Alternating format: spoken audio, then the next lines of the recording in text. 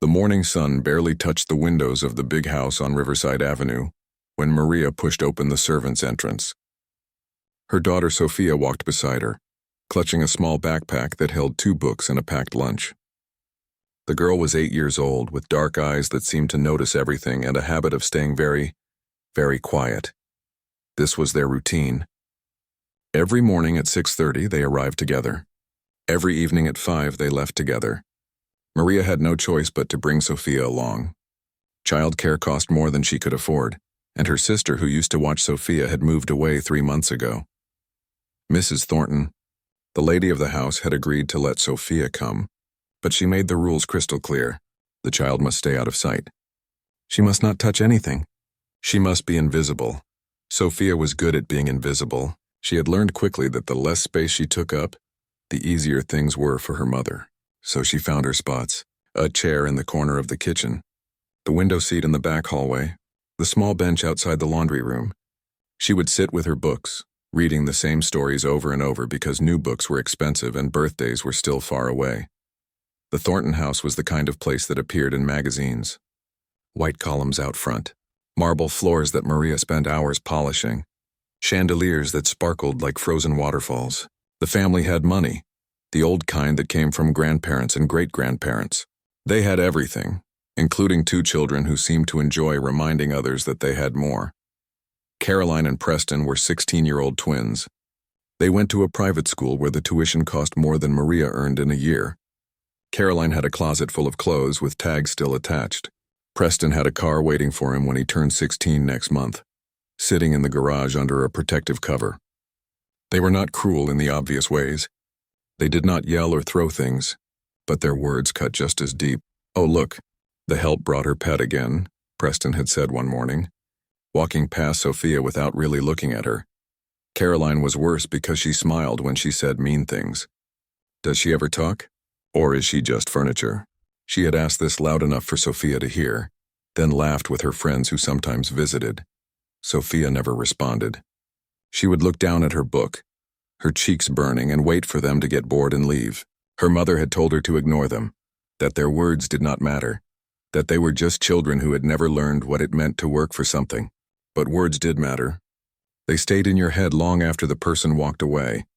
Mrs. Thornton was different from her children, but not in a better way. She did not mock Sophia. She simply acted as if the girl did not exist unless there was a problem. If Sophia was in a room Mrs. Thornton wanted to use, she would tell Maria to remove her daughter. If Sophia accidentally made noise, Mrs. Thornton would give Maria a look that said everything without words. The message was clear. "Your daughter is here on borrowed time. Do not give me a reason to end this arrangement." But there was one room in the house where Sophia forgot about being invisible. One room that made her feel something she could not quite name. The music room. It was on the east side of the house with tall windows that let in morning light. The walls were painted a soft cream color, and there were built-in shelves holding books about composers and music history. But none of that mattered to Sophia. What mattered was the piano. It was a grand piano, black and glossy, its surface so shiny she could see the chandelier reflected in it.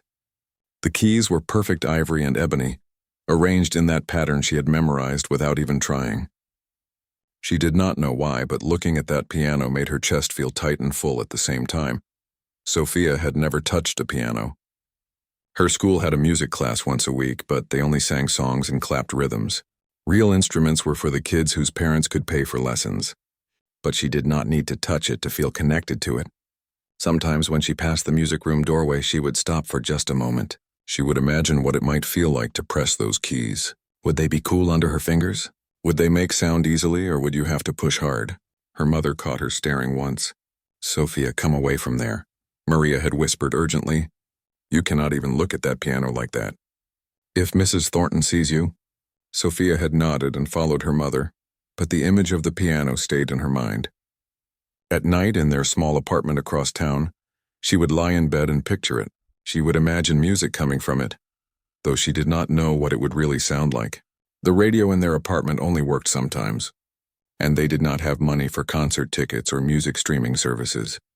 3 months into this routine, something changed. Mrs. Thornton decided that Caroline needed culture, That was the word she used. Culture.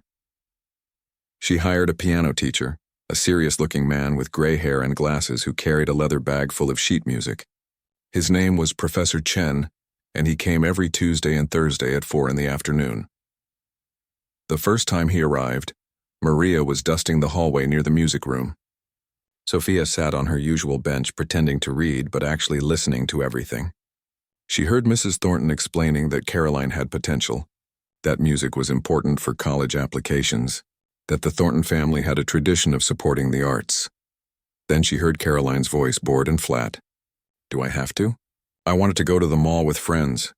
You will take these lessons and you will take them seriously, Mrs. Thornton said in a tone that meant the discussion was over.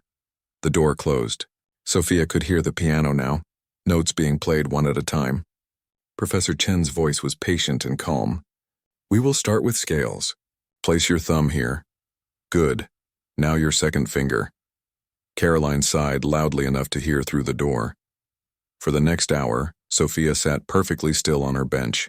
She heard every word Professor Chen said. She heard him explain how to curve your fingers, how to use your wrist, how to count beats. She heard the scales going up and down. She heard Caroline complain that her fingers hurt, that this was boring, that she would never use this skill in real life. And something strange happened inside Sophia's mind. She began to see it. The piano keys in her imagination became clearer. When Professor Chen said C major scale, her imaginary fingers knew where to go. When he played an example, she could almost feel what it would be like to make that sound herself. That night at their kitchen table, Sophia placed her hands flat on the surface. She closed her eyes, and while her mother washed dishes, Sophia's fingers moved across the table as if it were a keyboard, practicing the scale she had heard through a closed door. She did not know it then, but this was only the beginning. Tuesday and Thursday afternoons became the most important hours of Sophia's week. She learned to position herself as close to the music room as possible without being obvious. Sometimes she sat in the hallway pretending to read. Other times she helped her mother dust the nearby rooms, working slowly and quietly so she could hear every word coming through that door. Professor Chen was nothing like the teachers at Sophia's school. He never raised his voice. He never seemed frustrated even when Caroline hit wrong notes over and over. He would simply stop, explain again, and have her try once more. His voice was gentle but firm, like he really believed that anyone could learn if they just kept trying. Music is not about perfection, Sophia heard him say one day. It is about expression.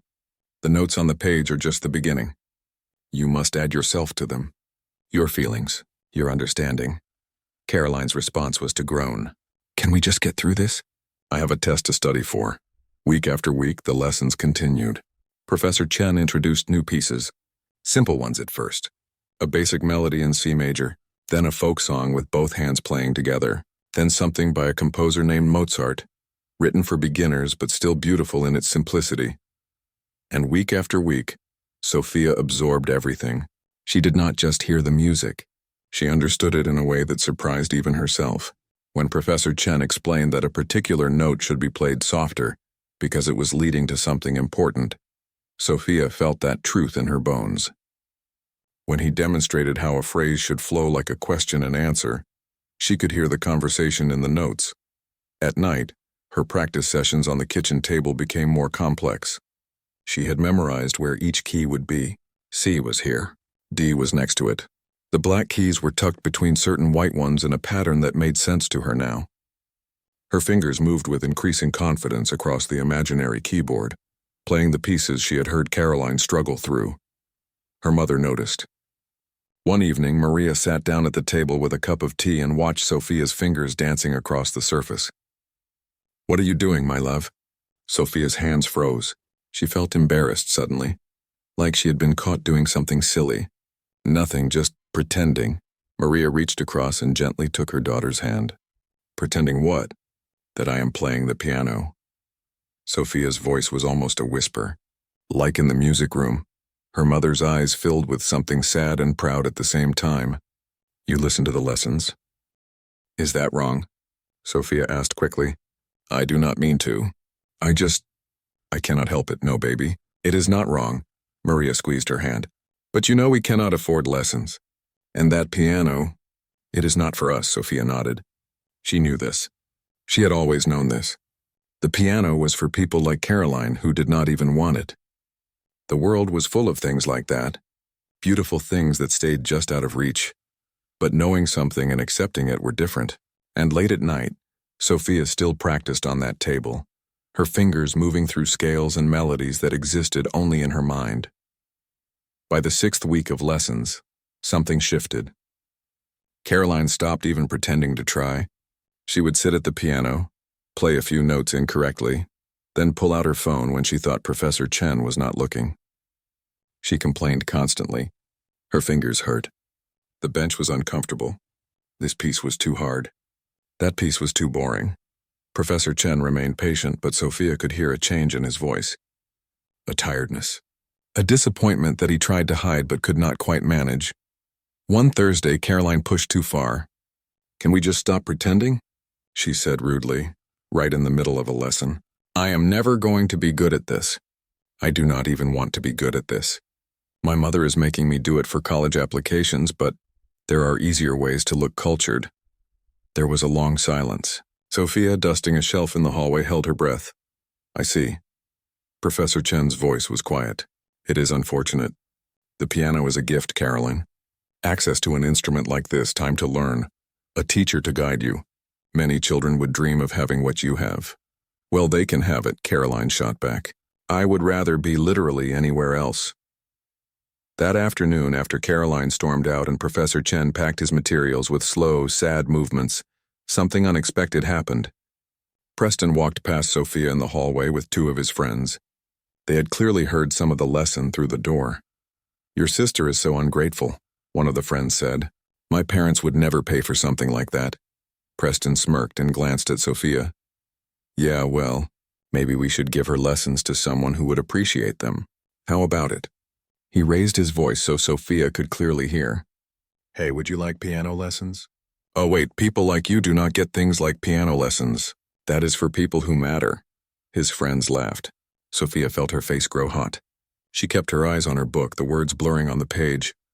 "What do you think happens in that little brain?" Preston continued, enjoying himself now. "Does she even understand what music is? Or is it just noise to her? Probably thinks the piano is just fancy furniture," one of his friends added. They walked away laughing, their voices echoing down the hallway. Sophia sat very still. She would not cry. She never cried where they could see. But her hands trembled as they gripped the book. What she did not know was that Professor Chen had not left yet. He had forgotten his phone and came back to retrieve it. He was standing in the music room doorway and he had heard every word. He looked at Sophia, really looked at her for the first time since he had been coming to this house. The girl sat hunched over her book, trying to make herself smaller. But her hands. Professor Chen noticed her hands. They were positioned strangely on either side of the book. Not just resting there, positioned deliberately, and they were moving just slightly, fingers pressing down one at a time in a pattern. He recognized that pattern. It was the Mozart piece he had been teaching Caroline. The girl's fingers were playing it on the book cover. Professor Chen stood there for a long moment, watching. Sophia had no idea he was there. She was lost in her own world, her fingers moving through the piece with more accuracy than Caroline had managed in 6 weeks of actual lessons. The girl never missed a note. Her timing was perfect, and even though there was no sound, he could see the music in the way she moved, the gentle pressure for soft notes, the emphasis on the melody line. His heart began to beat faster. In 40 years of teaching, he had seen many students. Some were talented, some were dedicated. A rare few were both. But this was something different. This was a child who learned by pure listening, a child who understood music so deeply that she could translate it to her fingers without ever touching an instrument. Professor Chen quietly picked up his phone and left. But his mind was racing. He had witnessed something extraordinary, and he could not simply walk away from it. Not this time. The next Tuesday, he arrived 15 minutes early. He asked Mrs. Thornton if he could speak with her before the lesson. And what he said in that conversation would change everything. Though Sophia, sitting on her bench with her books, had no idea that her invisible life was about to become very visible indeed. The conversation between Professor Chen and Mrs. Thornton lasted only 10 minutes. But those 10 minutes felt like hours to Maria. She had been called into the sitting room, and the moment she saw the piano teacher there with Mrs. Thornton, her stomach dropped. Had Sophia done something wrong? Had she been caught staring at the piano again? "Please sit down, Maria," Mrs. Thornton said, gesturing to a chair. Her voice was not angry, which somehow made Maria more nervous. Professor Chen leaned forward, his hands clasped together. "I want to talk to you about your daughter. Sophia, correct?" Maria's mouth went dry. "Yes, if she's caused any trouble, I am so sorry. I will speak to her. She knows the rules." No. Professor Chen raised his hand. "She has done nothing wrong. Quite the opposite, actually." He paused, choosing his words carefully. "How much exposure has Sophia had to music? Does she take lessons anywhere?" Maria looked confused. "Lessons? No, we cannot afford anything like that. She has music class at school, but it is just singing. Why do you ask?" "Because," Professor Chen said slowly, "your daughter has been learning piano. Without an instrument. Without formal instruction. She has been learning by listening to my lessons with Caroline." The room went silent. Mrs. Thornton frowned. "I do not understand. How is that possible?" "Last week I observed Sophia sitting in the hallway. She was moving her fingers in a very specific pattern. It was the Mozart piece I have been teaching Caroline. Every note was correct. Every finger placement was proper. I have been teaching for 40 years and I have never seen anything quite like this." Maria shook her head, overwhelmed. "But she has never touched a piano. She practices on our kitchen table at night, but I thought she was just, I do not know, playing pretend. She has what we call perfect pitch and exceptional musical memory," Professor Chen explained. "These are rare gifts. But more than that, she has something that cannot be taught. She feels the music. I can see it in the way she moves, even without an instrument." Mrs. Thornton shifted in her chair, uncomfortable with the direction of this conversation. "That is very interesting, Professor, but I am not sure why you are telling us this." "Because I would like to teach her." The words hung in the air. "I would like to give Sophia proper lessons. Free of charge." Maria's hand flew to her mouth. Mrs. Thornton's expression hardened. "That is out of the question," Mrs. Thornton said firmly. "The piano is for my daughter's lessons. This arrangement with Maria bringing her child here is already unusual. We cannot have—" "With respect," Professor Chen interrupted, and his voice had an edge to it now. "That piano sits unused most of the week. Caroline has made it clear she has no interest in learning. Meanwhile, a child with extraordinary natural talent sits in the hallway, teaching herself through a closed door. To ignore this would be a tremendous waste." Mrs. Thornton stood up, signaling the end of the conversation. "I appreciate your enthusiasm, Professor, but the answer is no. Maria, you may return to your work." Maria stood quickly, her head down, murmuring apologies. Professor Chen watched them go, his jaw tight with frustration. But he was not finished. Not yet. The lesson that day was terrible. Caroline played worse than ever, if that was even possible. She was distracted, sloppy, and clearly resentful of being there.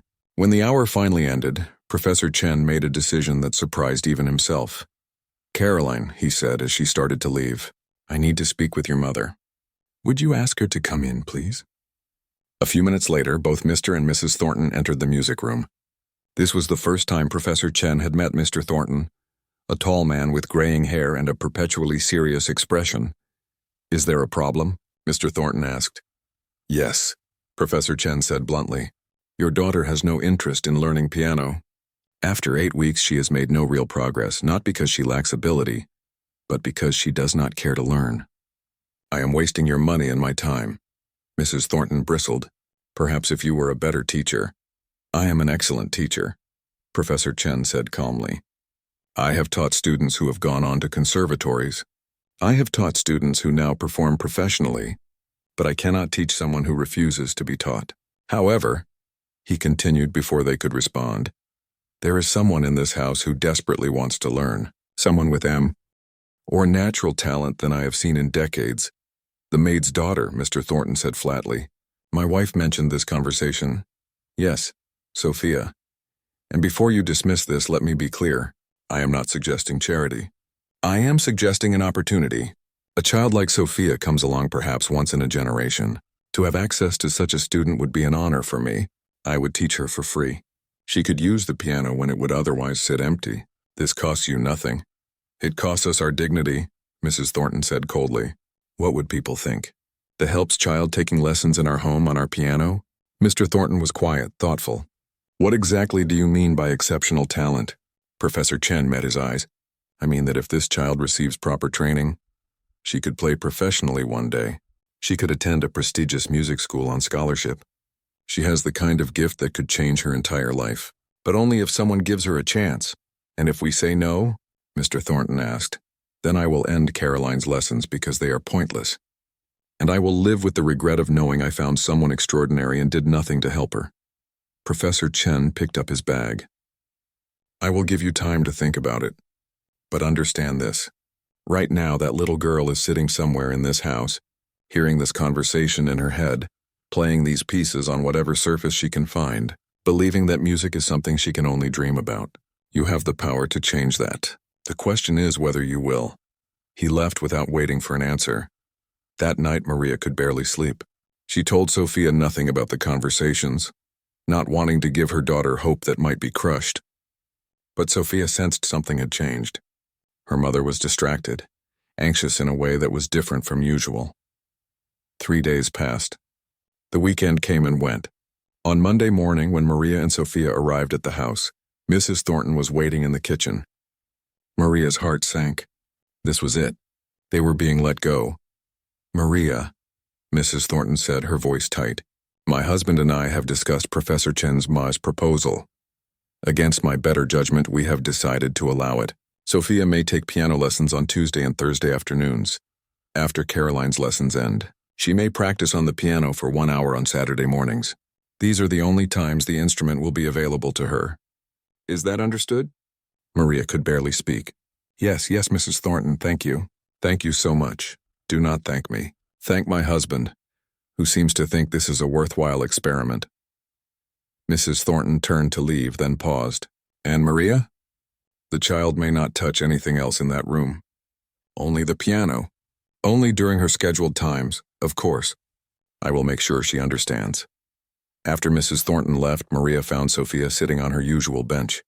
She knelt down in front of her daughter, taking both her small hands in hers. Sophia, she whispered, tears streaming down her face. How would you like to learn to play the piano? Real lessons. With Professor Chen. Sophia's eyes went wide. What? Mama, I do not understand. You are going to play that piano, baby. You are actually going to play it. For the first time in 8 years, Maria saw her quiet, invisible daughter smile with pure joy, and in that moment she believed that maybe, just maybe, miracles were real after all. The first lesson was scheduled for the following Thursday. Sophia had 4 days to wait. 4 days that felt like forever. Those 4 days were the longest of Sophia's life. She could barely eat. She could not concentrate on her books. Every time she closed her eyes, she saw the piano waiting for her. The beautiful black surface. The perfect keys. The music that lived inside it waiting to be discovered. Her mother noticed her anxiety and tried to prepare her. Sophia, listen to me carefully. This is a wonderful opportunity, but you must be on your best behavior. No talking back. No complaints. If Professor Chen asks you to do something, you do it immediately. Do you understand? Yes, Mama.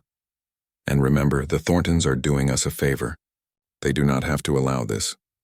So if they change their minds, we cannot be angry. We must be grateful for whatever time you get, okay? Sophia nodded, but inside her heart was breaking at the thought that this gift could be taken away before she even really received it. Thursday finally arrived. Caroline had her lesson first. Sophia tried to sit quietly on her bench, but her leg bounced up and down with nervous energy. She could hear Caroline playing, mistakes and all, and for the first time she did not feel envious. Soon, very soon, it would be her turn. When Caroline finally emerged from the music room, she looked at Sophia with an expression that was hard to read. Not quite angry, but not friendly either. Something between confusion and resentment. Good luck, Caroline said, and it did not sound like she meant it. That piano is harder than it looks. Then Professor Chen appeared in the doorway. He smiled at Sophia, a real smile that reached his eyes. Hello, Sophia, are you ready?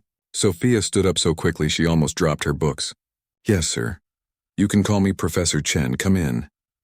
Walking into that music room felt like entering a different world. Sophia had peeked through the doorway dozens of times, but Actually stepping inside, knowing she was allowed to be there, was completely different.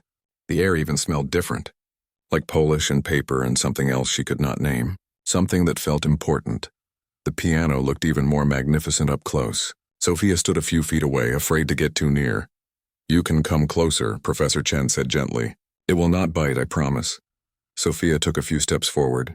She could see a reflection in the shiny surface. "Have you ever touched a piano before? Any piano at all?" "No, sir. I mean, Professor Chen." "Then today is a special day. Your first time." He pulled out the bench. "Please sit down." Sophia's legs felt shaky as she sat on the bench. It was the perfect height, like it had been made just for her. Professor Chen sat beside her, but not too close. He wanted to give her space. "Put your hands on your lap for a moment," he instructed. "I want to tell you something before we begin. Learning an instrument is not easy. It takes patience. It takes practice. It sometimes takes years to sound the way you want to sound. Do you understand?" "Yes, Professor Chen." "Good. Now, I know you have been listening to my lessons with Caroline. I know you have been practicing on a table. That shows dedication and it shows passion. But when you actually touch the keys, it will feel different than you imagine. The piano will teach you things I cannot. Are you ready to meet it properly?" Sophia nodded, not trusting her voice. "Then place your hands on the keys gently. Just rest them there for now." Sophia lifted her hands. They were trembling. Slowly, carefully, she lowered them until her fingers touched the smooth, cool surface of the keys. The moment of contact sent something like electricity through her body.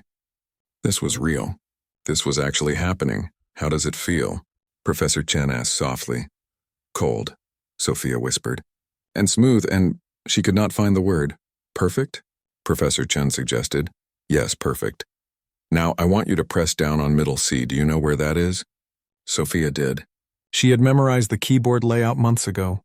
Her right thumb found the key without hesitation and pressed down. The note rang out, clear and pure.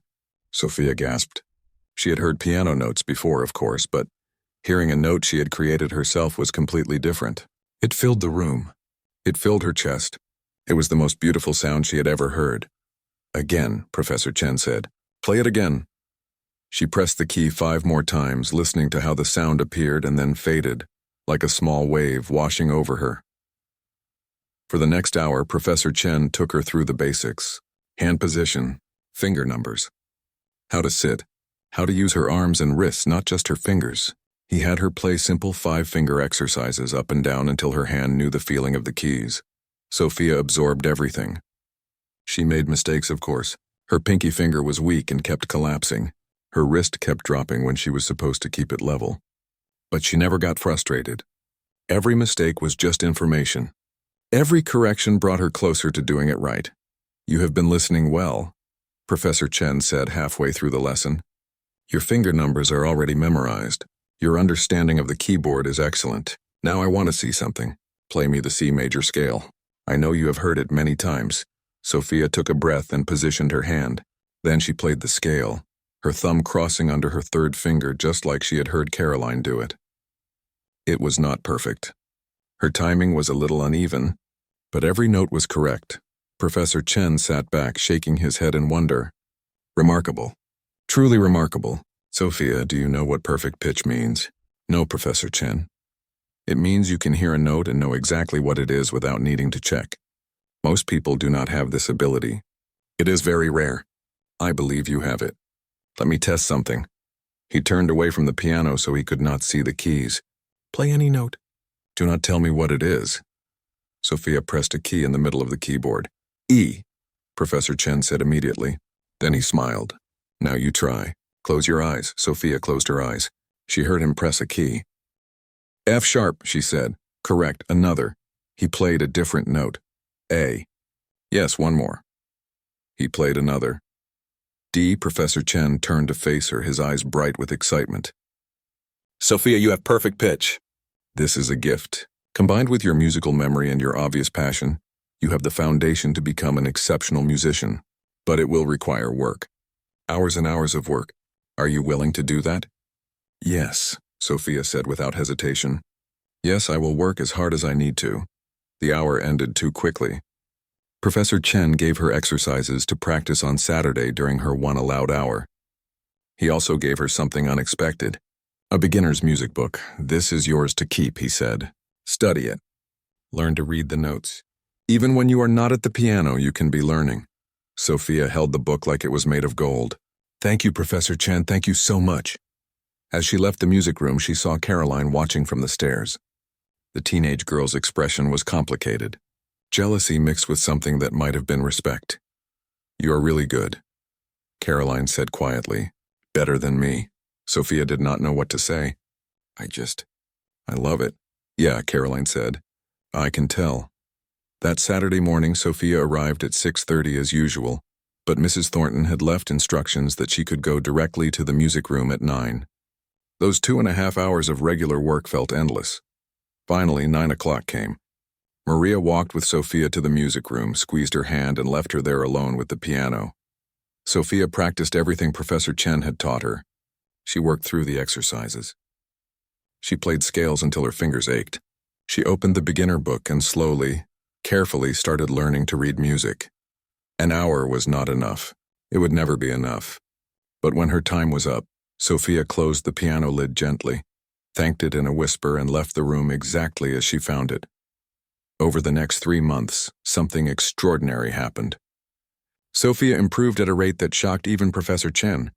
What took most students a year to learn, she mastered in weeks. Her technique became cleaner. Her musicality deepened. She started playing simple pieces, then harder ones, and people started to notice. The first person to really notice was Mr. Thornton. He had been working from home one Saturday morning when he heard music coming from the music room. Not the hesitant, choppy sounds Carolyn made, but something fluid and expressive, something that actually sounded like music. He walked to the doorway and stopped, surprised to see the small girl at the piano, completely absorbed in what she was playing. Her eyes were closed. Her body swayed slightly with the melody. She was playing a piece he recognized, something classical that his own mother used to play when he was young. When Sophia finished, there was a moment of silence. Then Mr. Thornton spoke. How long have you been learning? Sophia jumped, startled. She had not heard him approach. 3 months, sir. I'm sorry if I was too loud. I can play more quietly. No. That was... He paused, searching for the right word. That was quite good. Carry on. He walked away, but his mind was working. 3 months. The child had been playing for 3 months and already sounded better than his daughter after years of expensive lessons, back when Caroline was younger, and they had tried this before. Something about that bothered him, but he could not quite figure out what. That evening, he mentioned it to his wife. The maid's daughter has real talent. I heard her playing today. Mrs. Thornton stiffened. I am aware. Professor Chen mentions it constantly. Apparently, she is some kind of prodigy. Does that bother you? Of course it bothers me, Mrs. Thornton said sharply. Our daughter has every advantage in life, and yet this girl, who has nothing, shows her up in our own home. It is humiliating. Perhaps, Mr. Thornton said slowly, it is not about showing anyone up. Perhaps it is just about a child who loves music. Mrs. Thornton had no answer to that. By the 4th month, Professor Chen approached Sophia with an idea. There is a young musicians showcase happening in 2 months. Students from all over the city perform. I would like you to participate. Sophia's eyes went wide. Me? Perform in front of people? Yes, I think you are ready. It would be a short piece, maybe 3 or 4 minutes, but it would be good experience for you. What do you think? Sophia's first instinct was to say no. The thought of people watching her, judging her, was terrifying. But then she thought about the music, about sharing something she loved with others. Can I ask my mama first? Of course. That evening, Sophia told her mother about the invitation. Maria's reaction was complicated. Pride mixed with worry, mixed with fear that this was all getting too big, too fast. What if something goes wrong? Maria asked. What if people are unkind? Professor Chen believes I can do it, Sophia said quietly. And Mama, I want to try. I want to show people what I have learned. Maria looked at her daughter, this little girl who had spent so much of her life trying to be invisible, now wanting to step into the light. How could she say no to that? Then you will do it, Maria said, pulling Sophia into a hug. And I will be in the front row, cheering louder than anyone. The preparation began. Professor Chen helped Sophia choose a piece. Something challenging enough to showcase her ability, but not so difficult that she might stumble. They settled on a sonatina by Clementi, a classical composer whose work was both beautiful and technically impressive. F sharp, she said. Correct, another. He played a different note. A. Yes, one more. He played another. D. Professor Chen turned to face her, his eyes bright with excitement. Sophia, you have perfect pitch. This is a gift. Combined with your musical memory and your obvious passion, you have the foundation to become an exceptional musician. But it will require work. Hours and hours of work. Are you willing to do that? Yes, Sophia said without hesitation. Yes, I will work as hard as I need to. The hour ended too quickly. Professor Chen gave her exercises to practice on Saturday during her one allowed hour. He also gave her something unexpected. A beginner's music book. This is yours to keep, he said. Study it. Learn to read the notes. Even when you are not at the piano, you can be learning. Sophia held the book like it was made of gold. Thank you, Professor Chen, thank you so much. As she left the music room, she saw Caroline watching from the stairs. The teenage girl's expression was complicated. Jealousy mixed with something that might have been respect. You are really good, Caroline said quietly. Better than me.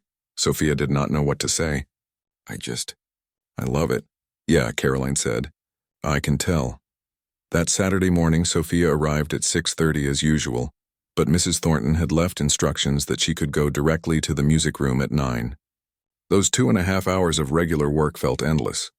Finally, 9 o'clock came. Maria walked with Sophia to the music room, squeezed her hand, and left her there alone with the piano. Sophia practiced everything Professor Chen had taught her. She worked through the exercises. She played scales until her fingers ached. She opened the beginner book and slowly, carefully started learning to read music. An hour was not enough. It would never be enough.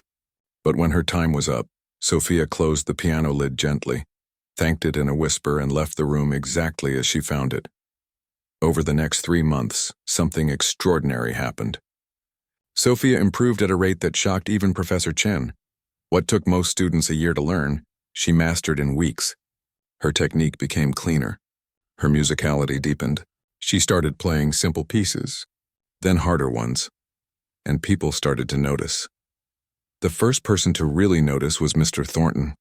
He had been working from home one Saturday morning when he heard music coming from the music room.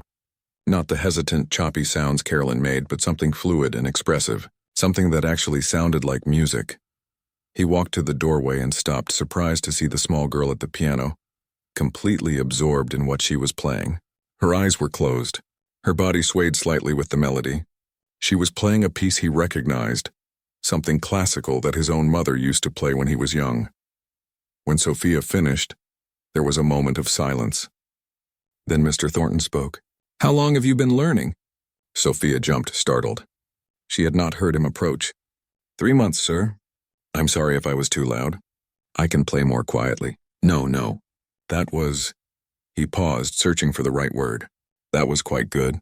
Carry on. He walked away, but his mind was working. 3 months. The child had been playing for 3 months and already sounded better than his daughter after years of expensive lessons, back when Carolyn was younger, and they had tried this before. Something about that bothered him, but he could not quite figure out what. That evening, he mentioned it to his wife. The maid's daughter has real talent. I heard her playing today. Mrs. Thornton stiffened. I am aware. Professor Chen mentions it constantly. Apparently, she is some kind of prodigy. Does that bother you? Of course it bothers me, Mrs. Thornton said sharply. Our daughter has every advantage in life, and yet this girl, who has nothing, shows her up in our own home. It is humiliating. Perhaps, Mr. Thornton said slowly, it is not about showing anyone up. Perhaps it is just about a child who loves music. Mrs. Thornton had no answer to that. By the 4th month, Professor Chen approached Sophia with an idea. There is a young musicians showcase happening in 2 months. Students from all over the city perform. I would like you to participate. Sophia's eyes went wide. Me? Perform in front of people?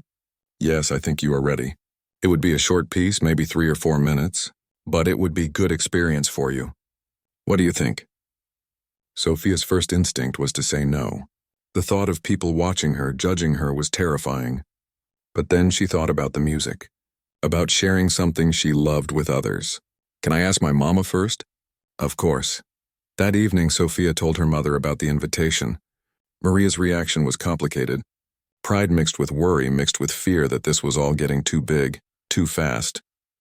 What if something goes wrong? Maria asked. What if people are unkind? Professor Chen believes I can do it, Sophia said quietly. And Mama, I want to try. I want to show people what I have learned. Maria looked at her daughter. This little girl who had spent so much of her life trying to be invisible, now wanting to step into the light. How could she say no to that? Then you will do it, Maria said, pulling Sophia into a hug. And I will be in the front row, cheering louder than anyone. The preparation began. Professor Chen helped Sophia choose a piece. Something challenging enough to showcase her ability, but not so difficult that she might stumble. They settled on a sonatina by Clementi, a classical composer whose work was both beautiful and technically impressive. Sophia practiced obsessively.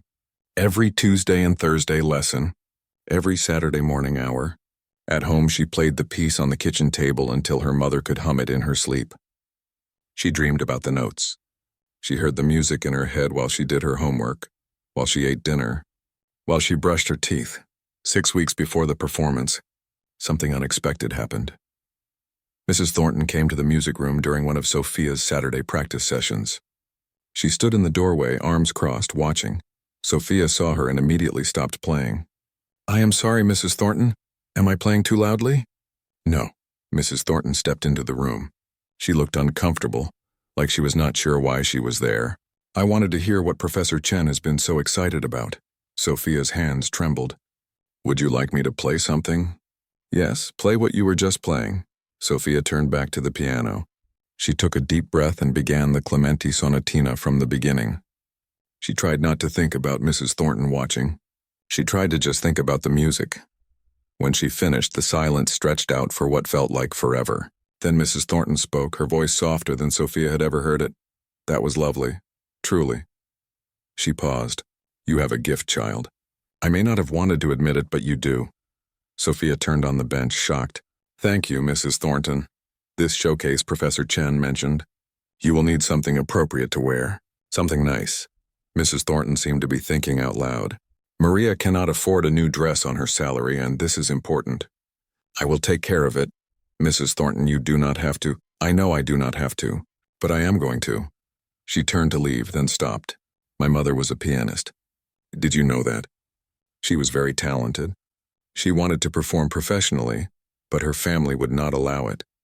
They said it was not proper for a woman of her standing. Mrs. Thornton's voice was distant, lost in memory. She played for us at home sometimes. It was the only time I ever saw her truly happy. You remind me of her a little. That look you get when you play, like nothing else in the world matters. Then she left, leaving Sophia sitting alone at the piano, trying to understand what had just happened. 2 weeks later, Mrs. Thornton presented Sophia with a dress.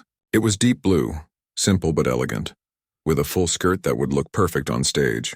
Sophia cried when she saw it. She had never owned anything so beautiful. The night of the showcase arrived. The performance was being held at a community theater downtown. Maria had taken the evening off work, sacrificing pay she desperately needed to be there. She wore her best outfit and held Sophia's hand tightly as they walked into the theater. Sophia was the 7th performer out of 12. She sat backstage with the other young musicians, most of whom seemed much more confident than she felt. They talked about their private schools and their music academies and their previous performances.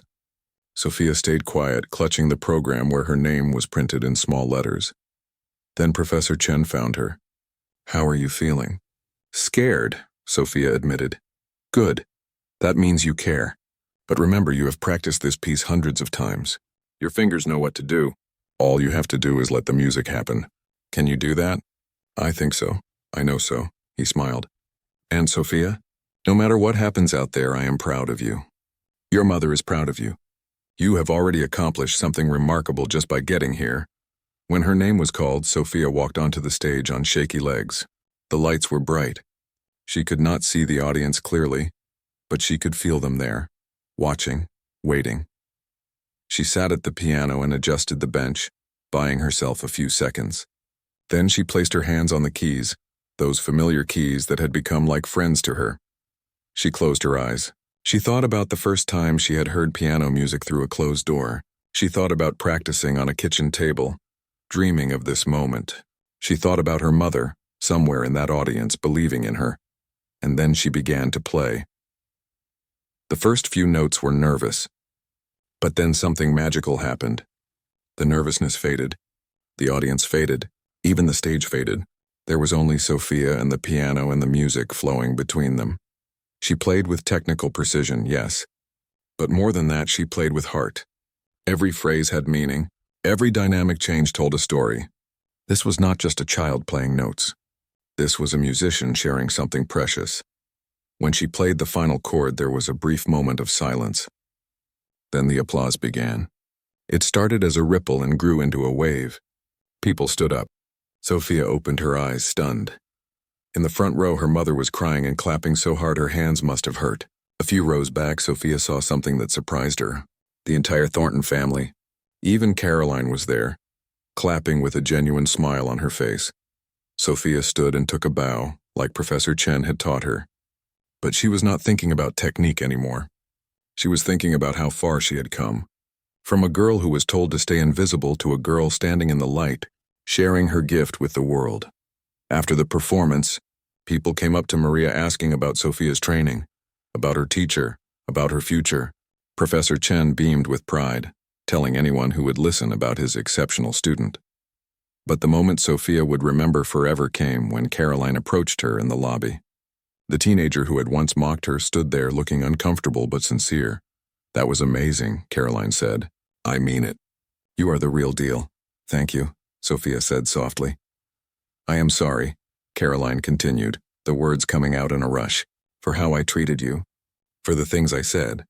You deserved better than that." Sophia looked at the girl who had made her feel so small. But standing there now, Sophia did not feel small anymore. "It is okay, really." As they drove home that night, Maria asked Sophia how she felt. "Like I finally found where I belong," Sophia said. "Like I am not invisible anymore."